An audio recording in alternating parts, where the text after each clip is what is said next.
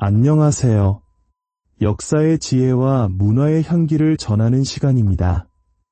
혹시 미사에 참여하고 성체를 모신 주일, 왠지 모를 공허함을 안고 성당문을 나선 적 있으신가요? 성가를 부르고 무릎 꿇어 기도하고 거룩한 성체를 받아 모셨지만 마음 깊은 곳 어딘가 채워지지 않은 듯한 그 느낌 말입니다. 마치 빵을 먹었지만 성체 성사를 통해 당신에게 자신을 온전히 내어주시는 살아계신 그리스도를 만나지는 못한 것 같은 기분. 그 쓸쓸하고 조용한 공허함은 결코 우연이 아닙니다. 영혼을 꿰뚫어보는 특별한 은총을 지녔던 피에트렐치나의 성비오 신부님은 그 원인이 우리가 좀처럼 마주하려 하지 않는 한 가지, 바로 고백하지 않은 죄에서 비롯된다고 지적하셨습니다. 수많은 가톨릭 신자들이 규칙적으로 미사에 참여하고 영성체 행렬에 서고 기도를 바칩니다. 하지만 그들의 영혼 안에는 씻어내지 못한 얼룩들이 그대로 남아있는 경우가 많습니다. 그 죄들은 자신도 모르는 사이에 은총의 문을 조용히 닫아버립니다. 비오 신부님은 고해소에서 당신을 찾아온 수많은 영혼들에게서 이 모습이 반복되는 것을 보셨습니다. 그리고 그분은 결코 심판하려는 것이 아니라 깊은 연민의 마음으로 말씀하셨습니다. 고해성사 안에서 영혼을 깨끗이 씻기 전에는 감히 주님의 제단으로 나아가지 마십시오. 저는 이 가르침을 처음 접했을 때 성체성사에 대한 저의 이해가 완전히 바뀌는 것을 느꼈습니다. 미사는 단순한 습관이 아니며 영성체는 하나의 상징이 아니라 살아계신 하느님과의 진정한 만남이었습니다. 그리고 그 만남은 영혼이 그분을 맞이할 준비가 되었을 때에만 온전히 이루어질 수 있다는 것을 깨달았습니다. 오늘 우리는 비오 신부님께서 영성체 전에 반드시 고백해야 할 12가지 죄라고 말씀하신 것들을 함께 살펴보고자 합니다. 이것은 우리에게 무거운 짐을 지우기 위함이 아니라 우리 삶 속에서 하느님의 은총을 조용히 가로막고 있는 장애물들을 제거하고 참된 해방을 얻게 하기 위함입니다. 이 메시지가 더욱 절실하게 다가오는 이유는 여기에 언급된 많은 죄들이 오늘날 우리 사회에서는 너무나 익숙해져서 더 이상 죄라고 인식조차 하지 못하게 되었기 때문입니다. 비오 신부님은 우리가 대낮에 서로의 얼굴을 보듯 영혼의 상태를 명확히 볼 수 있었습니다. 그분에게 고백하지 않은 죄는 성체성사 안에 현존하시는 그리스도의 은총과 인간 사이에 세워진 견고한 벽과도 같았습니다. 혹시 이 이야기를 들으며 마음 깊은 곳에서 갈증을 느끼거나 영혼의 작은 떨림을 경험하고 계신가요? 어쩌면 그것은 당신을 부르시는 주님의 목소리일지도 모릅니다. 오늘 이 이야기에 마음이 움직이신다면 주님의 은총이 여러분의 마음을 어루만지고 있다는 신호일 것입니다. 잠시 시간을 내어 이 채널을 구독하고 좋아요를 눌러주시는 것만으로도 더 많은 이들에게 이 은총의 메시지가 퍼져나가는 데 큰 힘이 됩니다. 여러분의 선한 행동에 하느님의 축복이 가득하기를 기도합니다. 이 메시지는 당신을 단죄하려는 것이 아니라 잠든 영혼을 깨우기 위함입니다. 주님의 몸과 피를 받아 모시는 것은 단순한 신앙적 습관이나 조상 대대로 내려온 전통이 아니라 당신과 살아계신 하느님 사이의 가장 친밀한 만남이기 때문입니다. 성체성사는 그저 지켜야 할 예식이 아니라 그리스도인 삶의 심장 박동 그 자체입니다. 가톨릭 교회 교리서는 성체성사를 신앙의 원천이며 정점이라고 부릅니다. 그 안에 예수 그리스도께서는 우리에게 무언가를 주시는 것이 아니라 당신 자신, 곧 당신의 몸과 피, 영혼과 신성 전부를 내어주시기 때문입니다. 우리가 제단으로 나아갈 때마다 하늘이 땅과 만나기 위해 몸을 숙입니다. 하지만 이 거룩한 신비는 우리에게 한 가지를 요구합니다. 바로 존경심, 준비, 그리고 깨끗한 영혼입니다. 성 바오로는 초대교회 신자들에게 이렇게 강력하게 경고했습니다. 주님의 빵을 먹거나 주님의 잔을 마시는 사람은 합당하지 않게 할 경우 주님의 몸과 피의 죄를 짓게 됩니다. 이 말씀은 우리를 두렵게 하려는 것이 아니라 우리의 양심을 일깨우기 위함입니다. 대죄의 상태에서 영성체를 하는 것은 은총을 받는 것이 아니라 오히려 영혼에 더 큰 위험을 초래하는 행위임을 상기시켜 줍니다. 그것은 참으로 비극적인 영적 모순입니다. 순결하신 그분을 맞아들이면서 동시에 그분을 십자가에 못 박았던 바로 그 죄를 여전히 붙들고 있는 것과 같습니다.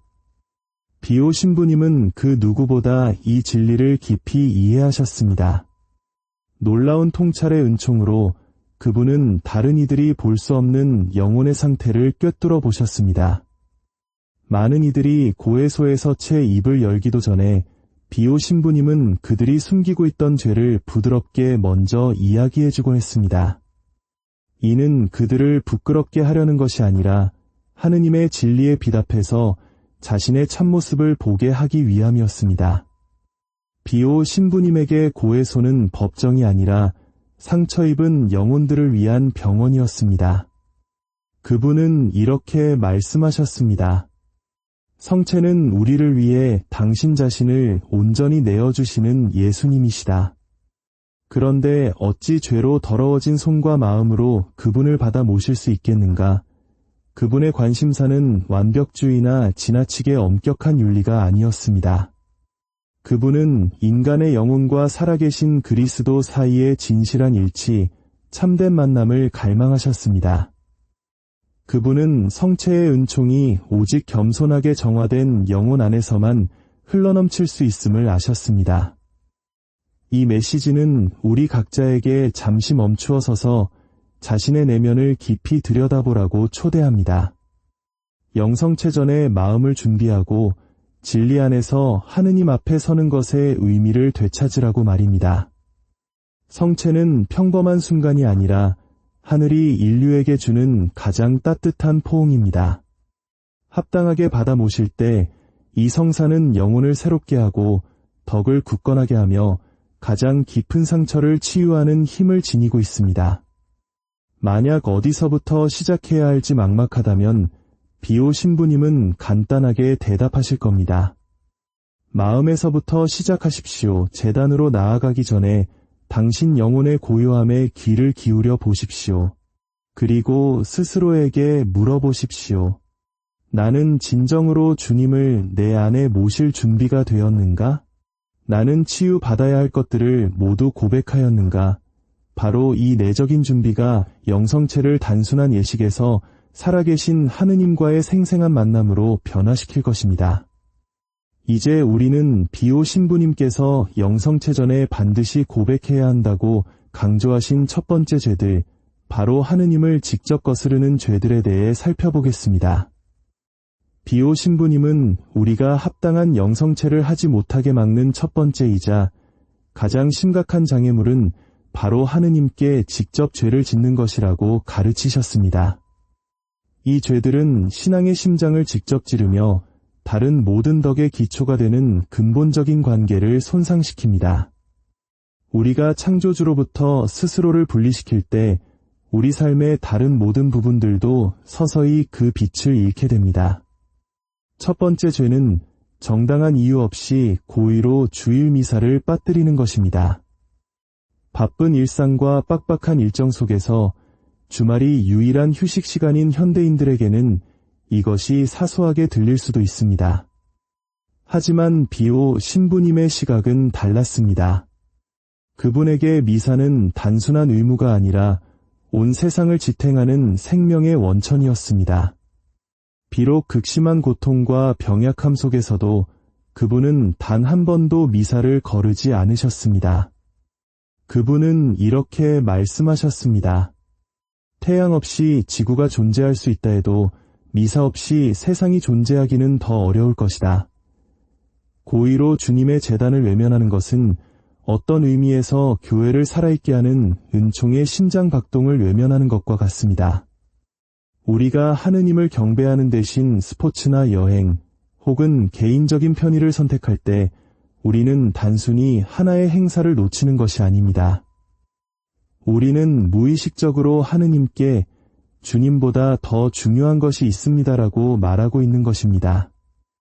이 조용한 결정이 매주 반복될 때 우리의 마음은 하늘이 아닌 다른 곳을 향해 서서히 재정렬됩니다. 두 번째 죄는 첫 번째 계명을 어기는 것과 관련이 있습니다. 즉, 하느님 외에 다른 어떤 것에 믿음을 두는 유혹입니다. 미신, 점술, 사주팔자, 타로카드, 혹은 기가 담긴 돌이나 우주의 에너지를 믿는 것과 같은 행위들은 언뜻 보기에 무해해 보일 수 있습니다. 하지만 비오 신부님은 단호하게 경고하셨습니다. 아무도 대가를 치르지 않고 악마와 장난할 수는 없다. 이러한 행위들은 단순한 호기심이 아니라 우리의 마음을 주님에게서 멀어지게 하고 거짓된 힘을 쫓게 만드는 위험한 신앙의 대체물입니다. 세 번째 죄는 하느님의 이름을 함부로 사용하는 것입니다. 분노 속에서, 농담으로, 혹은 무심코 내뱉는 말 속에서 그분의 거룩한 이름을 사용하는 것은 단순히 무례한 행동을 넘어 천상 모든 존재가 그 이름 앞에 무릎 꿇는 분을 모독하는 행위입니다. 비오 신부님은 당신의 영적 자녀들에게 자주 상기시키셨습니다. 내가 예수님의 이름을 부를 때 하늘이 땅 가까이 내려온다. 그 이름을 너를 넘어뜨리는 걸림돌로 만들지 마라. 거룩한 것에 대한 부주의한 말 한마디 한마디가 하느님의 현존에 대한 영혼의 민감성을 조금씩 갉아먹습니다. 마지막으로 비오 신부님은 오늘날 널리 퍼져 있는 영적 질병, 즉 하느님이 존재하지 않는 것처럼 살아가는 태도에 대해 말씀하셨습니다. 이것은 요란하게 하느님을 부정하는 것이 아니라 조용한 무관심입니다. 나는 믿는다고 말하지만 그 믿음이 아무런 영향을 미치지 않는 것처럼 살아가는 태도입니다. 그분은 이것을 가장 위험한 자기기만이라고 부르셨습니다. 가장 나쁜 것은 죄가 아니라 죄가 존재하지 않는 것처럼 사는 것이다. 제가 만났던 한 여성분의 이야기는 비오 신부님의 이 말씀을 그대로 보여줍니다. 그녀는 독실한 가톨릭 신자였지만 수년간 자신의 신앙생활에 뉴에이지 영성, 에너지 힐링, 수정 요법 같은 것들을 섞어왔습니다. 그녀에게는 이 모든 것들이 아무런 모순 없이 느껴졌습니다. 그러던 어느 날 영적 혼합주의에 대한 비오 신부님의 경고를 읽고 나서 그녀는 수십 년 만에 처음으로 고해성사를 하기로 결심했습니다. 그녀는 눈물을 흘리며 제게 이렇게 말했습니다. 저는 그것들이 저와 하느님 사이에 벽을 쌓고 있다는 것을 깨닫지 못했어요. 모든 것을 고백했을 때 마치 무거운 커튼이 걷히는 것 같았어요. 그리고 저는 처음으로 성체 안에 계신 그리스도의 현존을 진정으로 느낄 수 있었습니다. 하느님을 거스르는 죄들은 다른 윤리적 타락처럼 요란하거나 스캔들이 되지 않을 수도 있습니다. 하지만 바로 그 조용함 때문에 더욱 위험합니다. 그것들은 우리 마음의 중심을 본래 있어야 할 자리에서 서서히 옮겨놓습니다. 비오 신부님께서 말씀하셨듯이 고해성사는 법규를 지키는 행위가 아니라 마음의 방향을 재설정하여 그 마음을 채울 수 있는 유일한 분께로 돌아가는 여정입니다. 그러므로 제단으로 나아가기 전에 스스로에게 물어보십시오. 나는 온 마음으로 하느님을 사랑했는가? 아니면 그분의 자리를 다른 작은 것들로 조용히 대체하지는 않았는가? 이 질문을 정직하게 마주할 때에만 우리는 성체성사를 하느님께서 주시는 살아있는 선물로 온전히 받아들일 수 있을 것입니다. 비오 신부님께서 가르치신 모든 주제 중에서 정결에 관한 죄만큼 그분의 마음을 아프게 하면서도 동시에 깊은 연민으로 가득 차게 한 것은 거의 없었습니다. 그분은 현대사회가 어떻게 사랑을 왜곡하고 본래 거룩해야 할 것을 평범하게 만들며 존중받아야 할 것을 가볍게 여기게 했는지 깊이 이해하고 계셨습니다. 하지만 동시에 그분은 인간의 나약함 또한 잘 알고 계셨습니다. 그분은 결코 심판의 목소리로 말씀하지 않으셨고 잃어버린 순결을 되찾도록 돕고 싶은 불타는 열망으로 말씀하셨습니다. 그분의 눈의 정결을 거스르는 죄들은 단순히 도덕 규범을 어기는 행위가 아니라 영혼이 사랑할 수 있는 능력 자체에 깊은 상처를 내는 것이었습니다. 비오 신부님은 이렇게 말씀하셨습니다. 순수함을 잃은 영혼은 먼지 묻은 동전과 같다. 그 가치는 여전히 남아있지만 본래의 빛나는 광채를 잃어버린 것이다. 성의 거룩한 의미를 왜곡하는 모든 행위는 내면의 빛을 흐리게 하고 순결한 사랑 그 자체이신 분에게서 우리를 멀어지게 합니다. 이러한 죄들에는 자위행위, 음란물 시청, 간음, 혼전관계, 그리고 고의로 불결한 생각을 품는 것 등이 포함됩니다. 이러한 행위 하나하나는 성령의 궁전인 우리의 몸을 쾌락의 도구로 전락시킵니다. 본래 사랑을 위해 창조된 선물이 아니라 말입니다. 방종을 찬양하고 순결을 조롱하는 문화 속에서 이러한 죄들은 종종 무해하거나 심지어 정상적인 것으로 여겨집니다.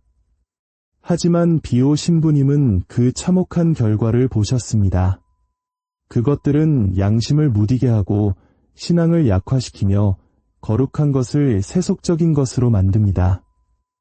그분은 또한 혼인관계 안에서 인공적인 피임 방법을 사용하는 것에 대해서도 경고하셨습니다. 오늘날 많은 가톨릭 신자들이 개인적인 선택의 문제로 여기는 주제입니다. 하지만 비오 신부님께 그것은 하느님의 가장 아름다운 설계 중 하나를 거부하는 행위였습니다. 그분은 말씀하셨습니다. 혼인은 생명이 봉헌되는 재단이지 생명이 차단되는 곳이 아니다. 부부가 생명 출산의 가능성에 스스로 마음을 닫을 때 그들은 하느님의 창조의지에 조용히 아니오라고 말하는 것입니다.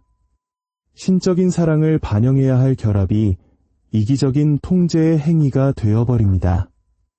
이 모든 것보다 더 무겁게 비오 신부님은 낙태라는 죄에 대해 말씀하셨고 이 주제를 언급할 때마다 그분의 눈에는 눈물이 고였습니다. 그분은 말씀하셨습니다. 하느님께서 사랑하시기에는 너무 작은 영혼이란 존재하지 않으며 용서받지 못할 만큼 길을 잃은 어머니도 없다. 그분은 이 죄가 주는 끔찍한 무게를 아셨지만 동시에 회개하는 모든 이를 기다리는 무한한 자비 또한 알고 계셨습니다. 제가 만났던 한 의사의 이야기는 이를 증명합니다. 그는 수년 동안 피임약을 처방하고 환자들을 낙태 시술 병원에 소개해주면서 단지 의사로서의 직업적 책임을 다하고 있다고 생각했습니다. 그는 이렇게 고백했습니다. 저는 신앙과 직업을 분리했습니다. 주일에는 하느님을 섬기고 월요일에는 과학을 섬길 수 있다고 스스로에게 말했죠. 하지만 비오 신부님의 영혼을 읽는 은사에 대해 알게 된 후 그는 스스로에게 묻기 시작했습니다. 만약 신부님께서 나를 보신다면 무엇을 보실까? 그 질문은 그를 수십 년 만에 처음으로 고해소로 이끌었습니다. 그의 고해를 들은 신부님은 부드러우면서도 단호하게 말씀하셨습니다. 생명을 섬기고 싶다면 당신 삶의 모든 부분이 하느님을 섬기게 하십시오. 그 의사는 눈물을 흘리며 고해소에서 나왔고 이렇게 말했습니다. 마치 제 영혼을 묶고 있던 쇠사슬이 풀려나는 것 같았습니다. 그 후에 영성체를 했을 때 저는 수년 동안 잃어버렸던 예수님을 다시 느낄 수 있었습니다. 정결에 대한 비오 신부님의 메시지는 거룩함을 경시하는 세상에서 가혹하게 들릴 수 있습니다. 하지만 그분의 목적은 심판이 아니라 치유였습니다. 그분은 몸과 영혼이 분리될 수 없음을 사람들이 이해하기를 원하셨습니다. 성체성사는 단순히 영적인 만남이 아니라 육체적인 결합이기도 합니다. 주님의 몸이 우리의 몸 안으로 들어오시며 이 결합은 그에 상응하는 깨끗한 영혼을 요구합니다. 더러워진 영혼으로 그분을 받아 모시는 것은 마치 먼지로 가득한 방에 빛을 초대하는 것과 같습니다. 빛은 여전히 비추지만 그 아름다움은 마음에 쌓인 먼지에 가려지게 됩니다. 그러므로 고해성사는 굴욕이 아니라 회복의 여정입니다. 그곳에서 하느님께서는 사랑을 더럽힌 것들을 닦아주시고 영혼은 잃어버렸던 광채를 되찾습니다. 비오 신부님은 영적 자녀들에게 항상 상기시키셨습니다. 영혼의 순결함은 하느님과의 친밀함으로 들어가는 열쇠이다. 그것 없이는 영혼이 그분을 명확히 볼 수 없다. 그러므로 제단으로 나아가기 전에 우리는 스스로에게 물어야 합니다. 나는 내 몸의 거룩함과 다른 사람의 존엄성을 존중했는가? 나는 사랑을 순수하게 지켰는가? 아니면 이기적으로 만들었는가? 이 질문들은 마음을 아프게 할 수 있지만 바로 그곳에서부터 치유의 여정이 시작되며 우리 마음에 그리스도를 온전히 모시기 위한 준비가 이루어집니다. 비오 신부님은 한 영혼이 하느님과 얼마나 가까운지를 보여주는 가장 확실한 표지는 그 사람이 다른 사람을 어떻게 대하는가에 있다고 자주 말씀하셨습니다. 그분은 영적 자녀들에게 이렇게 상기시키셨습니다. 만일 내가 하느님을 사랑한다고 말하면서 내 곁에 있는 형제를 사랑하지 못한다면 너는 거짓말을 하는 것이다. 비오 신부님께 성체성사는 그리스도와의 개인적인 만남일 뿐만 아니라 그분의 몸 전체, 즉 우리 주변의 모든 영혼들과의 일치이기도 했습니다. 바로 이런 이유 때문에 이웃을 거스르는 죄들은 우리가 합당한 영성체를 하지 못하게 막는 심각한 장애물이 됩니다. 첫 번째이자 아마도 가장 흔한 죄는 바로 용서하지 않는 마음입니다. 예수님께서 친히 분명히 말씀하셨습니다. 너희가 다른 사람들을 용서하지 않으면 하늘의 너희 아버지께서도 너희를 용서하지 않으실 것이다. 비오 신부님은 원한이 악마가 가장 좋아하는 쇠사슬 중 하나라고 말씀하셨습니다. 많은 사람들이 마음의 분노, 씁쓸함, 증오를 가득 품은 채로 제단으로 나아갑니다. 그러면서도 여전히 하느님의 은총을 받을 수 있다고 생각합니다. 하지만 증오를 붙들고 있는 마음은 동시에 하느님의 자비를 받아들이기 위해 열릴 수 없습니다. 비오 신부님은 가르치셨습니다. 설령 그것이 너를 아프게 하더라도 용서하라. 은총 없이 사는 것이 몇 배는 더 고통스럽기 때문이다. 그분은 용서 문제로 힘들어하는 한 참회자에게 이렇게 말씀하셨습니다. 내가 끌어안고 있는 상처가 바로 너의 감옥이다. 그것을 놓아주어라. 그러면 문은 결코 잠겨있지 않았음을 알게 될 것이다. 그렇기 때문에 영성체전의 모든 신자는 잠시 멈추어 내가 아직 용서하지 못한 사람이 있는가? 라고 자문해야 합니다. 그 대답이 예인한 영혼은 은총을 받아들이기 위해 완전히 열려있지 않은 것입니다. 비오 신부님께서 경고하신 또 다른 심각한 죄는 바로 혀의 죄입니다. 거짓말, 중상, 험담, 불화의 씨를 뿌리는 행위들입니다. 그분은 말씀하셨습니다. 단련되지 않은 혀는 악마의 채찍이 된다. 분노나 질투심에서 나온 말은 육체적인 구타보다 더 깊은 상처를 남길 수 있습니다. 다른 사람의 명예를 훼손하고 헛소문을 퍼뜨리거나 그들의 실수를 과장하는 것은 그들의 좋은 평판을 때로는 영원히 죽이는 행위입니다.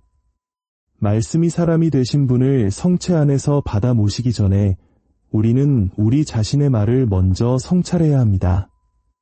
이와 밀접하게 관련된 것이 나쁜 표양의 죄입니다. 우리의 말이나 행동, 혹은 무관심으로 다른 사람을 죄에 빠지게 하는 경우입니다. 자녀에게 신앙을 가르치지 않는 부모, 교회의 가르침에 공개적으로 반대하는 그리스도인, 혹은 다른 사람이 죄를 짓도록 부추기는 사람은 누구든지 자기 자신뿐만 아니라 그들 때문에 잘못된 길로 들어선 영혼들에 대해서도 책임을 져야 합니다. 비오 신부님은 말씀하셨습니다. 너 때문에 한 영혼이 파멸하는 것을 보며 웃는 것보다 다른 이의 잘못을 바로잡아주며 우는 것이 낫다. 이 말씀은 참된 사랑은 죄 앞에서 침묵하는 것이 아니라 자비로운 마음으로 바로잡아주는 것임을 상기시킵니다. 비오 신부님은 또한 가정 내의 불의에 대해서도 말씀하셨는데 이것을 이웃에게 저지르는 가장 무거운 죄 중 하나로 여기셨습니다. 방치, 폭언, 신체적 또는 정신적 학대, 혹은 물질적으로나 영적으로 가족을 돌보지 않는 행위 모두 본래 신앙이 태어나고 자라나야 할 가정교회의 상처를 입힙니다. 그분은 말씀하셨습니다. 사랑과 기도가 없는 집은 더 이상 보금자리가 아니라 전쟁터이다. 가정에서 사랑이 죽을 때 마음에서도 평화가 사라집니다. 이 모든 것을 잘 보여주는 이야기가 있습니다. 한 여성이 비오 신부님의 제자들에게 30년 넘게 아버지에 대한 원망을 품고 살아왔다고 고백했습니다. 그녀는 매주 미사에 참여하고 영성체를 했지만 마음은 늘 무거웠습니다. 용서에 대한 비오 신부님의 가르침을 듣고 나서야 그녀는 고해성사를 하기로 결심했습니다. 그녀는 이렇게 회상했습니다. 신부님은 제 아픔을 부정하지 않으셨어요. 그 상처를 인정해 주셨지만 제가 분노를 붙들고 있을 때 제 스스로 과거에 얽매이게 된다는 것을 보여주셨죠. 사죄를 받은 후 그녀는 그 어느 때보다 마음이 가벼워졌다고 말했습니다. 수십 년 만에 처음으로 영성체를 하고 조용히 기도했을 때 저는 평화를 느꼈어요. 진정한 평화를요. 이웃을 거스르는 죄들은 육체적인 죄만큼 충격적이지는 않을 수 있습니다. 하지만 그것들은 우리 신앙 공동체의 심장을 직접 공격합니다. 사랑이신 하느님을 받아 모시면서 어떻게 내 곁에 있는 이웃을 사랑하기를 거부할 수 있겠습니까? 성요한 사도는 분명히 기록했습니다. 하느님을 사랑한다고 하면서 자기 형제를 미워하는 사람은 거짓말쟁이입니다. 그러므로 제단으로 나아가기 전에 비오 신부님은 항상 멈추어서 내면을 들여다보라고 권고하셨습니다. 나는 주변 모든 이들과 평화롭게 지내고 있는가? 나는 진실을 말하고 있는가? 나는 화해할 수 있었을 때 그렇게 했는가? 성체성사 안에서 그리스도는 우리에게 당신의 심장을 내어주십니다. 하지만 그분은 이웃에게 닫혀있는 마음 안에 온전히 머무실 수 없습니다. 비오 신부님께서 경고하신 마지막 종류의 죄는 우리가 다른 사람이 아닌 바로 우리 자신에게 저지르는 죄입니다. 그분은 인간의 영혼이 그리스도께서 머물기를 원하시는 성전임을 이해하셨습니다. 우리가 그 성전을 함부로 다룰 때 우리는 하느님의 은총이 거하기를 원하시는 바로 그 장소를 손상시키는 것입니다.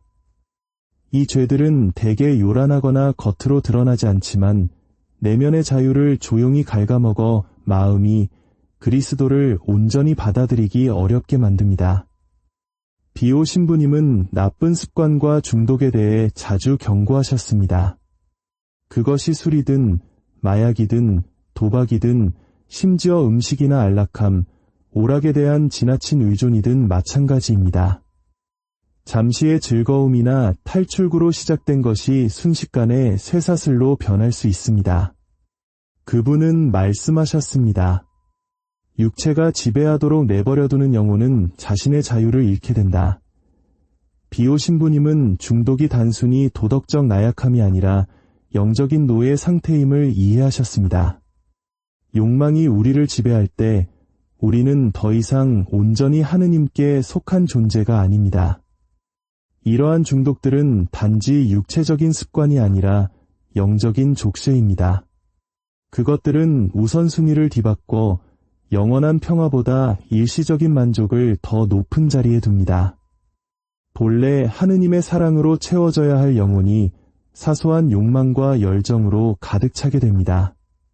성체성사는 하느님의 완전한 자기봉헌의 행위이기에 오직 자유로운 마음만이 그 선물을 온전히 받아들일 수 있습니다. 비오 신부님은 영혼이 물질적인 것, 성적인 것, 허영심, 혹은 타인의 인정에 대한 갈망과 같은 것에 의존하여 분열될 때 그리스도의 거룩한 현존이 우리 안에 깊이 뿌리내리기 어렵다고 가르치셨습니다. 그럼에도 불구하고 비오 신부님은 결코 이러한 약함들을 단죄의 목소리로 말씀하지 않으셨습니다. 그분은 중독된 사람의 마음속에서 벌어지는 싸움을 하느님의 자비가 인간의 나약함과 만나는 전쟁터로 보셨습니다. 그분은 그들에게 의학적인 도움과 영적인 치유를 모두 찾으라고 권고하셨습니다. 은총은 인간의 노력을 대체하지 않는다. 그것은 그 노력과 함께한다. 너의 중독을 고백하는 것은 부끄러운 일이 아니라 그 싸움을 하느님의 손에 맡기는 것이다. 비오 신부님은 참여자들에게 자주 이렇게 말씀하셨습니다. 가장 위험한 감옥은 두려움, 나쁜 습관, 그리고 자기 기만으로 우리 스스로 만든 감옥이다. 너는 보이지 않는 창살 뒤에서 수년을 살면서도 그 열쇠가 항상 내 손에 있었다는 사실을 깨닫지 못할 수도 있다. 그 열쇠가 바로 고해성사이다. 그래서 비오 신부님은 고해성사를 영혼의 목욕이라고 부르셨습니다. 그분은 그것을 빈집을 청소하는 것에 비유하셨습니다. 아무도 살지 않아도 먼지는 쌓이는 법입니다. 일주일 후에 다시 와 보아라. 또 먼지를 떨어내야 할 것이다. 마찬가지로 우리가 아무리 신심 깊게 산다고 느껴도 우리의 마음은 늘 새로워져야 합니다. 고해성사를 소홀히 하는 영혼은 점차 진정한 자유의 감각을 잊어버리게 됩니다.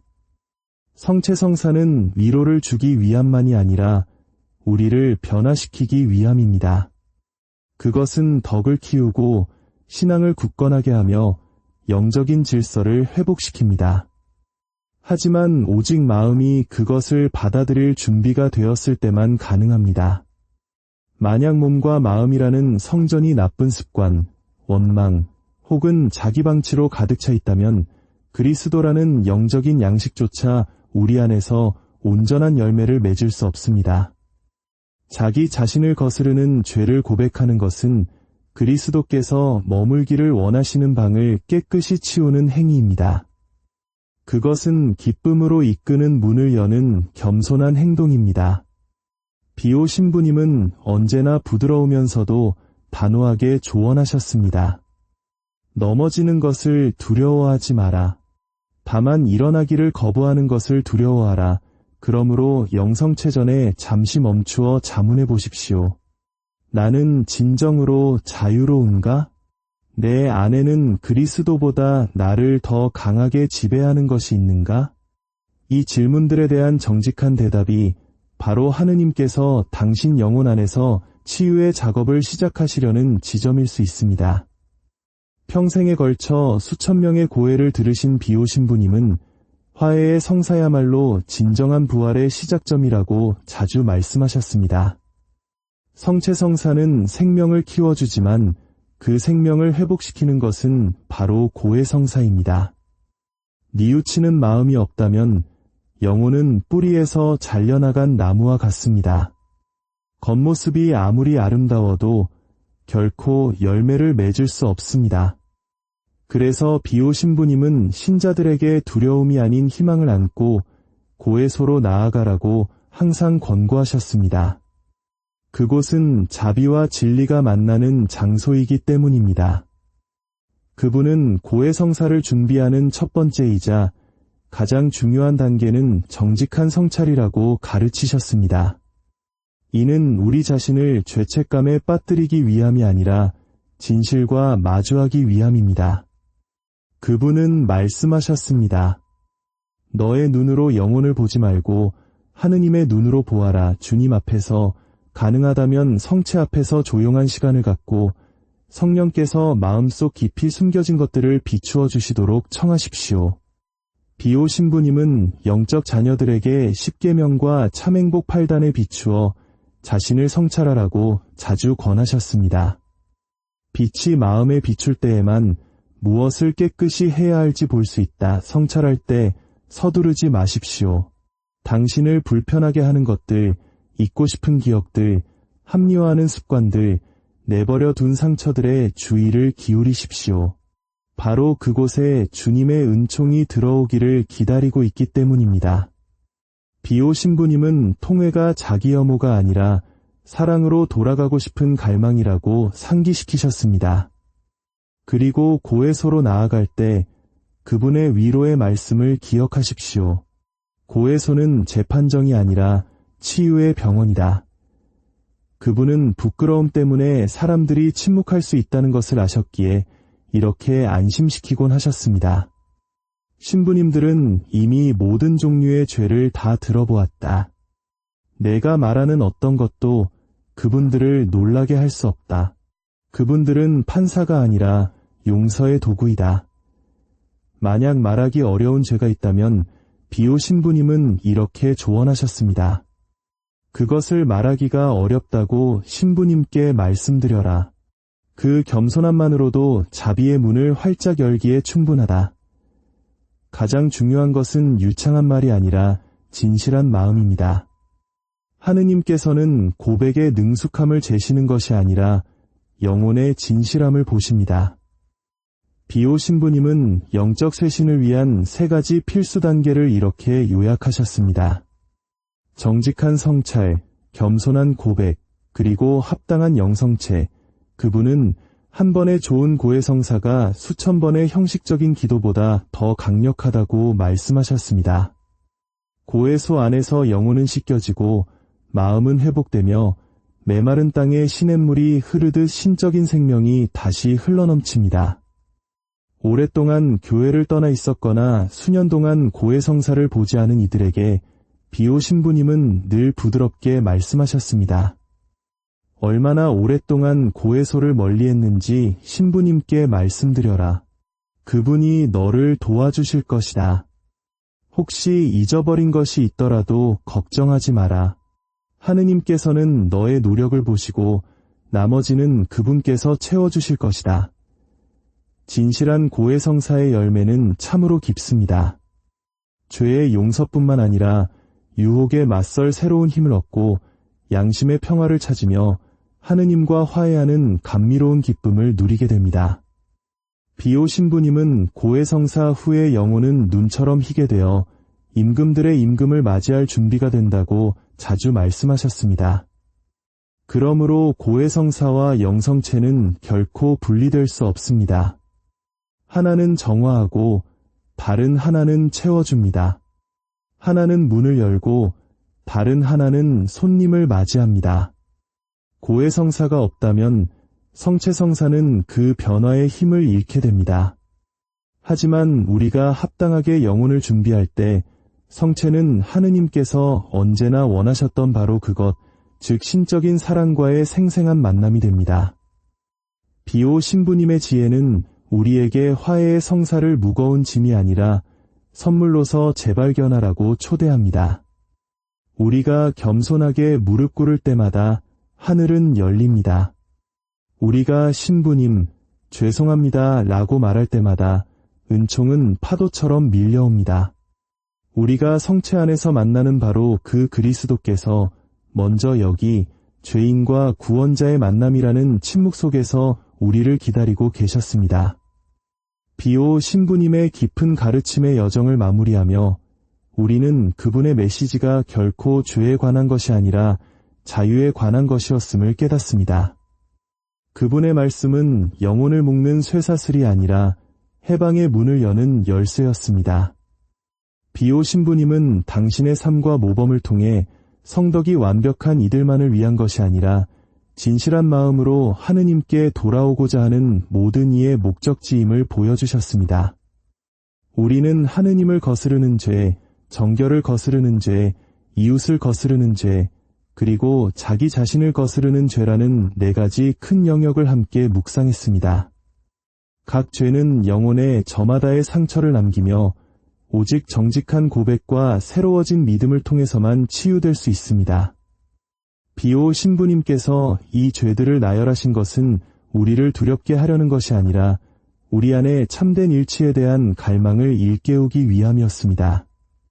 은총이 흘러넘치고 마음이 새로워지는 그리스도와의 생생한 만남을 위해서 말입니다. 비오 신부님은 성체성사가 단순한 상징이나 예식이 아니라 하늘과 땅 사이의 가장 친밀한 포옹이라고 가르치셨습니다. 그것은 창조주께서 당신의 피조물 안으로 손님이 아닌 가장 가까운 친구로서 들어오시는 순간입니다. 우리가 깨끗한 영혼으로 그분을 받아 모실 때 그 결합은 모든 것을 변화시킵니다. 두려움은 사라지고 마음은 온유해지며 삶은 영원한 가치를 향하게 됩니다. 하지만 비오 신부님은 부드러우면서도 엄중한 경고를 남기셨습니다. 성체 안에서 예수님은 참으로 우리와 함께 계시는 임마누엘이시다. 그러나 죄 속에서의 입맞춤은 배반이 된다. 이 말씀은 유다의 고통을 떠올리게 합니다. 그는 존경심이 아닌 거짓으로 주님께 다가갔습니다. 비오 신부님은 회개 없이 주님을 모시는 것이 바로 그 배반의 행위를 반복하는 것임을, 입술로는 그분을 공경하지만 마음은 여전히 멀리 떨어져 있는 것임을 상기시키고 싶으셨습니다.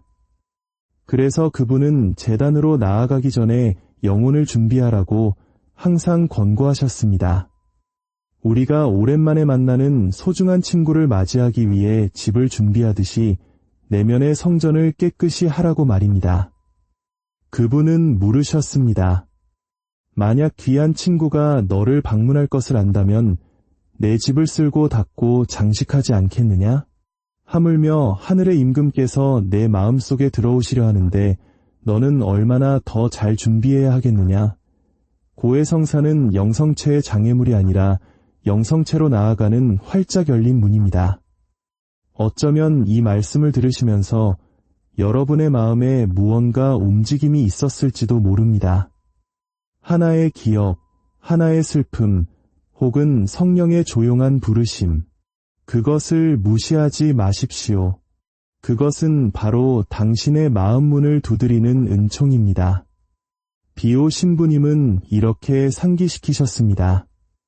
내일은 누구도 보장할 수 없지만 오늘 하느님의 자비는 언제나 준비되어 있다. 그러니 다른 때로 미루지 말고 바로 지금 시작하십시오.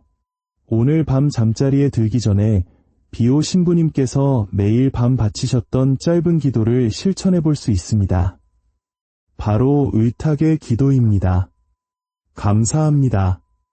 용서하십시오. 신뢰합니다.